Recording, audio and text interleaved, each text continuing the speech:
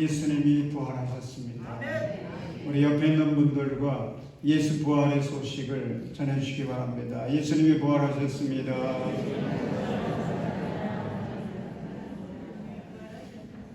오늘 부활절을 맞아서 예배드리는 여러분 모두가 살아계신 주님을 만나고 예수 부활의 귀한 축복을 풍성히 받을 수 있기를 주님의 이름으로 축원합니다. 오늘 나눌 말씀의 제목은 예수 부활의 축복입니다. 예수님이 이 땅에 오셔서 우리를 위해서, 나를 위해서 예수님은 십자가에서 모든 고난, 고통을 받으셨습니다. 내가 받아야 될 것 예수님이 대신 받으셨어요. 그리고 죽으시고 무덤에 계시다가 사흘 만에 오늘 우리가 부활절을 맞이했으니 부활절 새벽, 오늘 새벽에 주님은 부활하신 것입니다. 그리고 하나님은 예수 부활을 통해서 우리에게 한량없는 은혜를 선물로 주셨습니다. 그래서 우리는 예배드릴 때마다 죄를 사해 주시는 것과 몸이 다시 사는 것과 영원히 사는 것을 믿습니다라고 고백할 수 있는 것입니다. 여러분, 주님이 죽으심으로 우리는 죄에서 해방되었습니다. 하나님의 자녀가 됐습니다. 예수님이 다시 살아나심으로 말미암아 우리는 죽음에서 해방되어서 주님과 영원히 함께 살아갈 수 있는 그런 영생의 복을 받았습니다. 하나님의 거룩한 백성이 된 것입니다. 여러분, 이것이 기독교의 뿌리요, 기독교의 자랑이요, 기독교의 복음입니다. 인간에게는 세 가지 소원이 있습니다. 첫째는 사랑받는 것, 이것이 모든 사람들이 갖고 있는 소원입니다. 욕구입니다. 이건 노인도 그렇고요, 아이들도 그렇고, 남자도 그렇고, 여자도 그렇고, 있는 자나 없는 자나 모든 사람들이 동일하게 갖고 있는 마음속 깊은 곳에서의 욕구요, 소원입니다. 왜 그런 줄 아십니까? 사람은 사랑의 힘으로 살아가도록 그렇게 만들어진 존재이기 때문에 그렇습니다. 그래서 사람들은 사랑을 갈구하고 있습니다. 사랑을 찾아 헤매고 있습니다. 그런데 여러분, 세상에서는 참된 사랑을 얻을 수 없어요. 이게 문제입니다. 세상에서 참된 사랑을 찾을 수가 없습니다. 세상에서 참된 사랑을 내가 받을 수가 없어요. 그래서 평생 사랑에 굶주리고 헤매다가 인생을 끝내는 사람들이 얼마나 많은지. 사랑하는 여러분, 참된 사랑은 하나님께 있습니다. 참된 사랑 하나님께 있어요. 사도 요한은 하나님은 사랑이시라 그랬습니다. 여러분, 하나님께서 우리를 사랑하셨는데 그 사랑의 방법이 십자가였어요. 여러분, 십자가가 무엇을 의미합니까? 십자가가 우리에게 말해주는 것이 무엇입니까? 내가 너희를 이렇게 사랑한다. 십자가는 주님의 사랑을 선포하고 있습니다. 여러분, 그래서 예수를 믿으면요, 우리가 하루를 살아도 행복해요. 왜냐하면 주님의 십자가가 나를 통해서 흐르고 있기 때문에, 그 십자가의 사랑, 그 십자가의 은혜가 내 안에 가득하기 때문에, 예수를 믿으면요, 내일 내 인생이 마친다고 할지라도 그럼에도 불구하고 우리는 행복할 수가 있는 것입니다. 우리가 살아가다 보면 어느 때는 홀로 될 때가 있지 않습니까? 홀로 돼도 십자가의 그 은혜, 그 사랑을 우리가 믿고 그 사랑의 은혜를 힘입고 살아가는 사람은 그 외로움도 이겨낼 수가 있어요. 행복할 수 있습니다. 평안함을 노래할 수 있습니다. 여러분, 그래서 우리가 찬송하는 거죠. 그 크신 하나님의 사랑 말로 다 형용 못하네.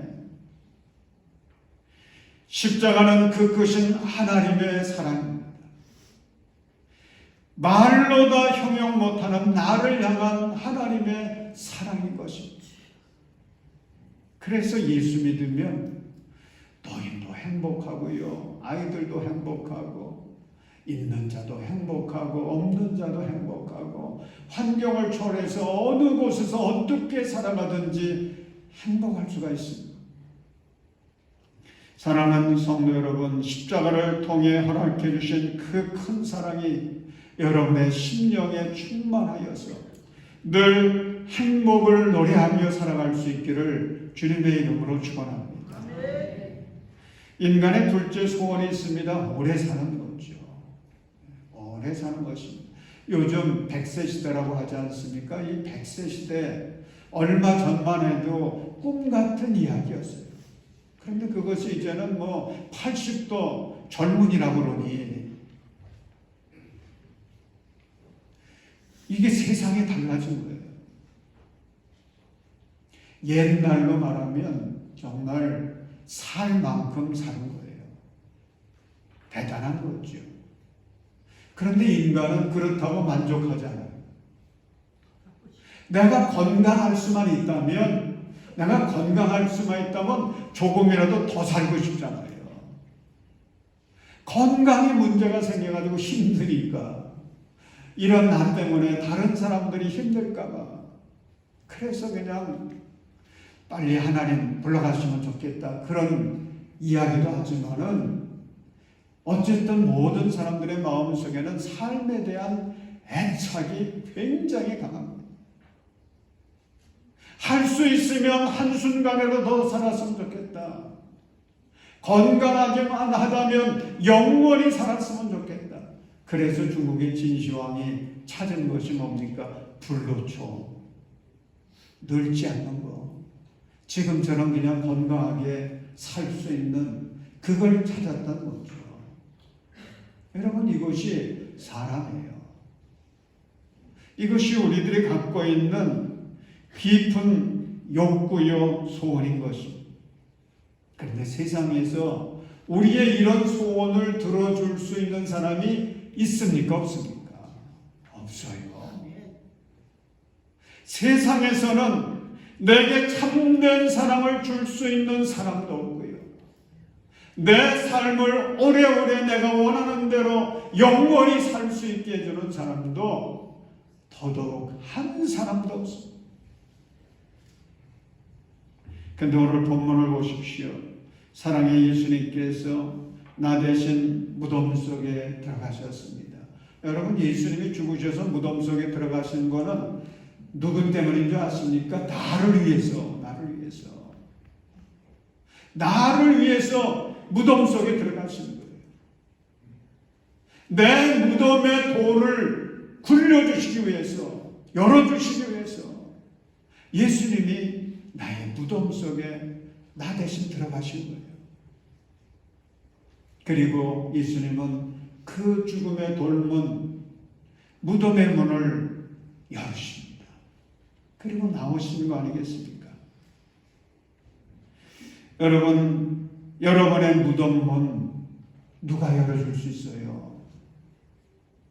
세상에 천만인이 달려들어도요, 이거 해결할 수 없어요.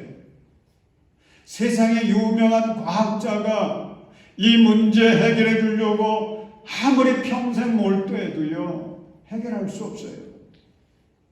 이걸 해결해 주실 수 있는 분은 예수 그리스도십니다. 아멘. 예수 그리스도. 그분이 내 삶을 영생으로 인도해 주시기 위해서, 우리로 하여금 죽음을 이기고 영생의 길을 걸어갈 수 있도록 하시기 위해서 주님은 우리 앞에 그 죽음의 도를 열어주신 것입니다.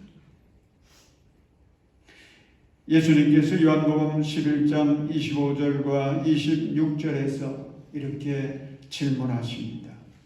나는 부활이요 생명이니 나를 믿는 사람은 죽어도 살고 살아서 나를 믿는 사람은 영원히 죽지 아니할 것이다. 내가 이것을 믿느냐? 여러분 어떻게 대답하시겠습니까? 우리 장입교회 성도들은 주님의 이 질문에 아멘으로 대답할 수 있기를 주님의 이름으로 축원합니다. 아멘이에요. 아멘이에요. 여러분 세상의 사람들은 허풍쟁이가 많지 않습니까? 허풍쟁이가 뭡니까? 일단 큰 소리부터 치고 보는 거죠.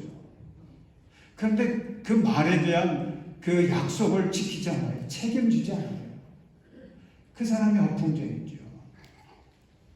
그런데 허풍쟁일 수밖에 없는 게 한계가 분명하거든요. 그런데 여러분 예수님 보십시오. 예수님은 얼마나 신실하신 분인지 제자들에게 영생에 대해 말씀했습니다. 나를 믿는 자는 영생을 얻을 것이다. 말씀했습니다. 그리고 그 말씀하신 것을 분명히 지키셨습니다. 그래서 그 첫 부활의 열매가 예수님이 되신 거죠. 예수님이 부활의 첫 열매가 되시고 우리에게는 영원히 살아갈 수 있는 영생의 길을 활짝 열어주셨습니다. 사랑 여러분, 부활의 예수님을 믿게 되어지면 우리가 받는 축복이 그것이 영원히 사는 것, 영원히 사는 것입니다. 병상에서 영원히 사는 게 아니에요. 우리는 주님의 품 안에서 주님과 함께 천국에서 영원히 사는 것입니다. 여러분 성경에 보면 신기한 일들이 참 많지 않습니까? 구약 성경 이제 내일서부터 새벽에 읽어나갈 것인데 새벽에 못 나오시는 분들은 출석 카드 있지 않습니까? 그 출석 카드에 그 일정이 다 있는데 집에서라도 그걸 읽어보십시오. 그래서 우리가 다 이번 이제 내일서부터 추수감사절까지 구약까지 통독할 수 있었으면 좋겠어요. 근데 구약 성경을 딱 열면은 나오는 첫 번째 이야기가 무엇입니까? 주님이 세상을 창조하셨다는 건데 뭘로 창조하셨어요? 말씀으로 창조했습니다. 여러분 이거 믿어집니까? 현대 과학 가지고는요 이거 설명할 방법이 없어요. 그뿐입니까? 하나님께서 이스라엘 백성들을 이집트에서 해방시키셔서 가나안으로 인도해 주실 때에 홍해를 열어주셨어요. 이게 과학으로 설명이 됩니까? 인간 상식으로 이게 이해가 되는 것입니까? 신약에 봐도요 많은 역사들이 있습니다. 기사와 이적과 표적들이 있어요. 이걸 어떻게 설명할 수 있습니까?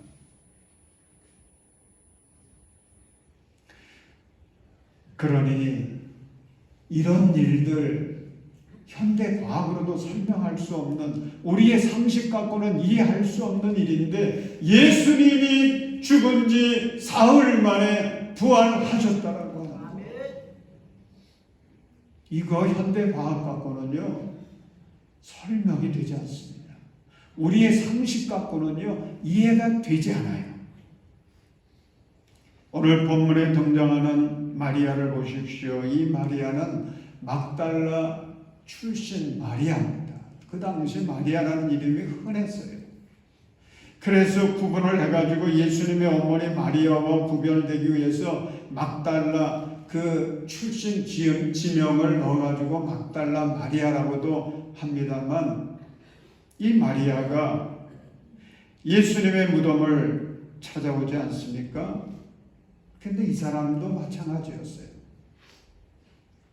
예수님이 부활하신 현장까지 왔습니다. 그리고 빈 무덤을 보았어요.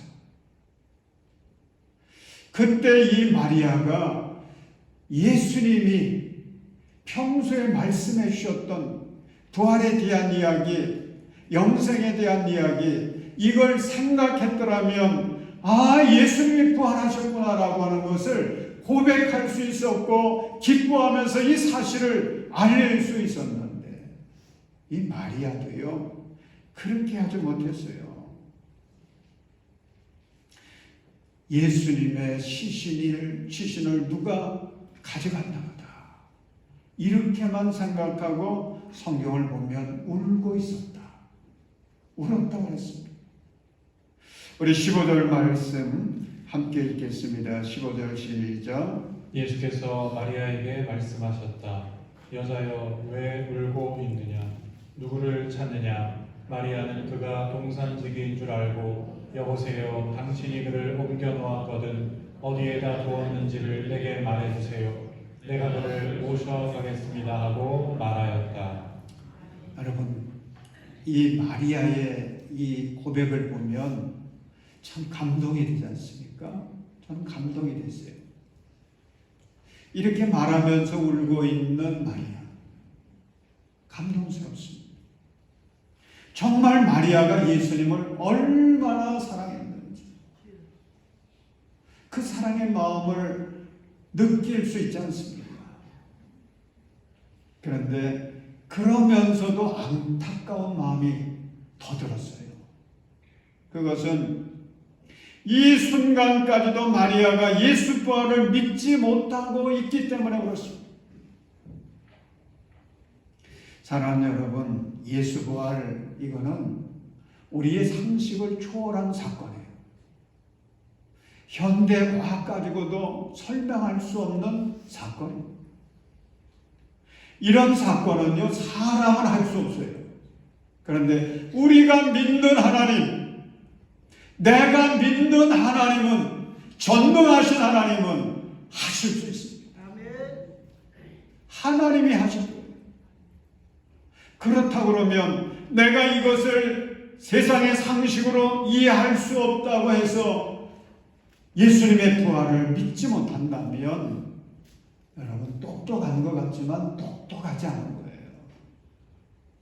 이것은 하나님이 하신 사건이기에 우리는 아멘할 수 있어야 되는 것입니다.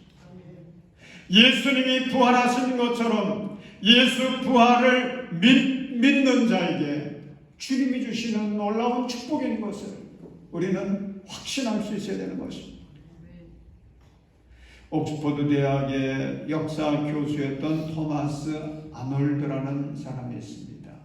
이 토마스 아놀드라고 하는 사람이 예수 부활에 대해서 이런 말을 했습니다. 나는 여러 해 동안 과거의 역사를 연구하고 그 사실을 조사하고 이에 대하여 기록한 문헌과 유물을 고증하여 그 사실 여부를 조사해 오는 중이다. 그런데 하나님께서 우리에게 주신 표징, 곧 그리스도가 죽으셨다가 다시 살아나셨다는 사실보다 더 분명하고 완전히 이해할 수 있는 사실을 인류 역사에서 나는 보지 못하겠다. 만일 기독교가 예수의 부활을 허위로 선전했다면 기독교가 2000년 후인 오늘까지 존재할 수 없었을 것이고 이렇게 큰 발전을 가져올 수 없었을 것이다. 여러분 이 말에 아멘할 수 있잖아요. 이것이 거짓이었다면, 만약 이것이 제자들끼리 짜고 한 일이었다면 여러분 오늘날까지 이 예수 부활의 소식이 이렇게 분명하게 들려졌겠습니까? 이것이 거짓이었다면, 이것이 제자들이 막달라 마리아를 비롯한 여자들과의 짜고 친 그런 사건이었다면 예수님의 제자들 이 일을 위해서, 이 소식을 전하기 위해서 목숨까지 바쳤겠습니까? 사랑하는 성도 여러분, 예수님은 부활을 하셨습니다. 하나님께서 예수 부활을 통해 우리에게 영생의 복을 주신 것을 믿으시기 바랍니다. 인간의 세 번째 소원은 인생의 승리자가 되는 것입니다. 여러분 사람들 중에서 인생의 패배자가 되기를 원하는 사람 보셨습니까? 이런 사람 없죠. 이런 사람 없어요. 성격이 좀 소극적일지라도 그래도 패배를 즐기겠다는 사람은요, 세상에 없어요. 어떻게든지 주어진 나의 상황 속에서 내 인생을 승리해야 되겠다라고 하는 그런 마음 가지고 최선을 다하는 거죠. 그런데 이게 쉽지를 않아요. 그래서 실패를 경험하기도 하고, 그래서 낙심하기도 하죠. 여러분, 이것이 인생의 싸움터에서 우리가 경험하고 있는 것이 아니겠습니까? 그런데 우리 하나님은 예수 부활을 믿는 자에게는 예수님께서 죽음을 이기시고 승리하신 것처럼, 비록 우리가 때로는 인생의 현장에서 실패해서 넘어졌을지라도 우리가 예수 부활을 믿으면 그 믿음을 가진 자에게 주님이 주시는 은혜가 있습니다. 주님은 일어나게 해주십니다. 우리를 일어나게 해주세요. 우리로 하여금 새 소망을 품게 하십니다. 그래서 새 출발하게 해주세요. 그래서 마침내 승리하게 해주십니다. 우리가 찬송가에서 부활절에 관계된 그 찬송을 찾아보면 159장부터 시작되거든요. 159장부터 시작되는데 그 159장의 가사를 보면 1절에 그 무덤의 권세 다 깨뜨리셨네, 2절에는 그 어둠의 권세 다 이기셨네 찬송하고 있습니다. 그 다음 160장 봐도 원수를 다 이기고 무덤에서 살아나셨네. 우리 할렐루야 찬양대 찬양하지 않았습니까? 또 161장을 보면 구주 예수 부활하사 사망 권세 이겼네 찬송합니다. 여러분, 부활절은요 기쁨으로 승리의 찬송을 부르는 날이에요. 왜냐하면 예수님이 승리하셨거든요. 예수님의 승리, 그 승리는 역전승이었어요. 저는 역전승을 거두었던 사건이 생각이 났어요. 그거는 2002년도에 월드컵이 있지 않았습니까? 그때 이탈리아하고 이제 16강전을 했는데 16강에만 올라갔어도 뭐 그건 그 목표 달성한 거죠. 그런데 16강전에서 이탈리아하고 경기를 하는데 그때 저는 안암교에서 목회를 했거든요. 그래서 예배당을 오픈해가지고 우리 이렇게 대형 스크린을 설치하고서는 교인들을 초청하고 이웃 사람들 초청해가지고 우리도 광화문에는 나가지 못하지만 교회에 모여서 함께 우리 축구를 보며 응원합시다.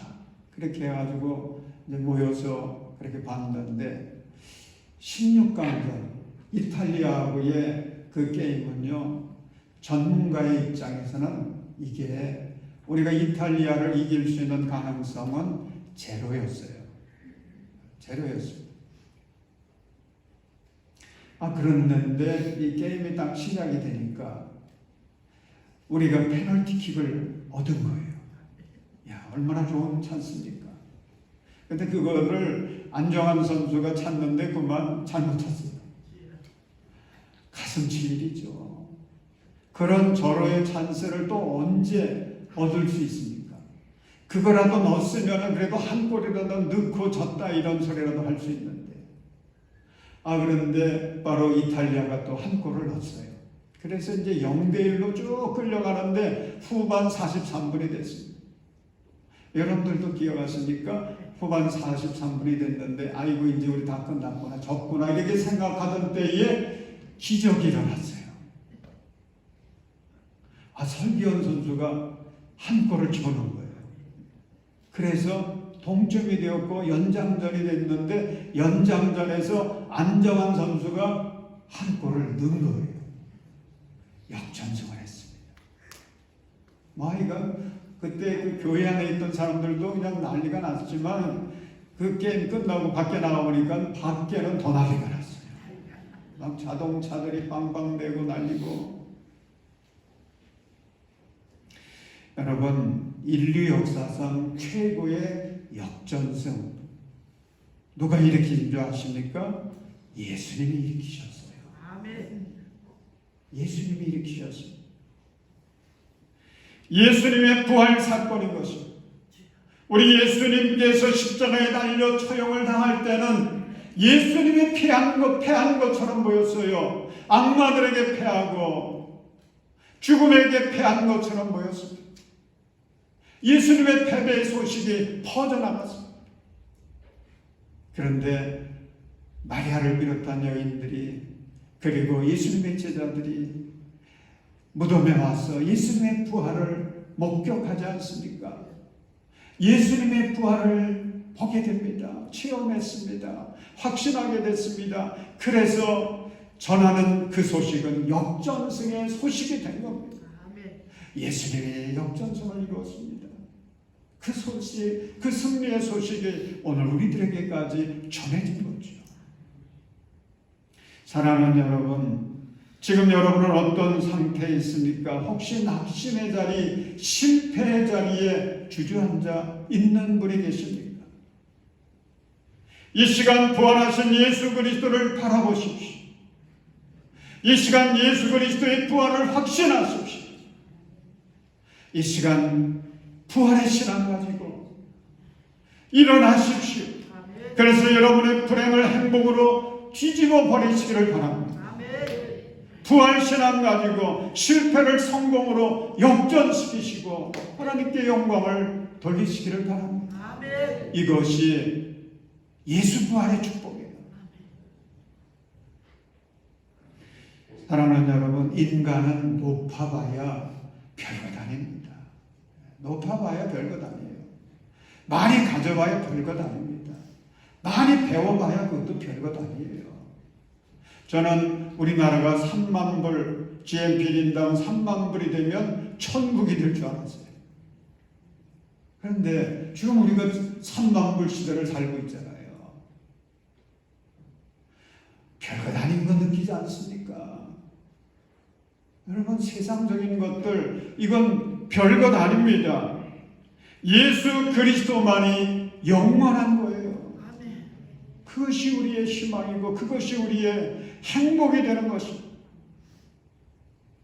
부활하신 예수 그리스도 안에서 살아갈 때에 우리는 참 기쁨을 누릴 수가 있습니다. 참 행복을 누릴 수가 있습니다. 참 생명을 누릴 수가 있습니다. 아멘. 사랑하는 여러분, 이 부활의 귀한 축복 충만히 받으십시오. 아멘. 그리고 이 귀한 부활의 축복 우리의 이웃들에게 전파해 주십시오. 땅 끝까지 전파할 수 있는 우리 장의교회가 될 수 있기를 바랍니다. 아멘. 주님이 우리에게 주신 비전, 세상 땅 끝까지 모든 열방에게 복음을 전하는데 그 복음은 예수님이 부활하셨다라고 하는 것, 그 부활의 신앙을 갖고 살아가는 자들마다 부활의 축복을 받는다라고 하는 것, 이걸 우리는 전해야 되는 것입니다. 아멘. 그래서 우리 모든 성도들 부활하신 주님과 함께 부활의 축복을 누리면서 기쁨과 승리의 찬송을 부를 수 있기를 주님의 이름으로 축원합니다.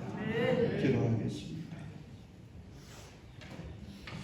하나님 감사합니다. 우리 모든 성도들이 예수 부활을 온전히 믿게 하여 주시옵소서.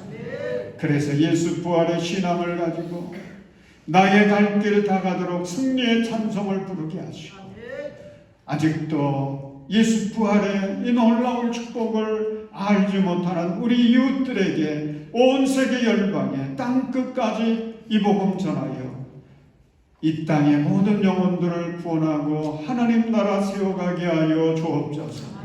예수님 이름으로 기도합니다. 아멘.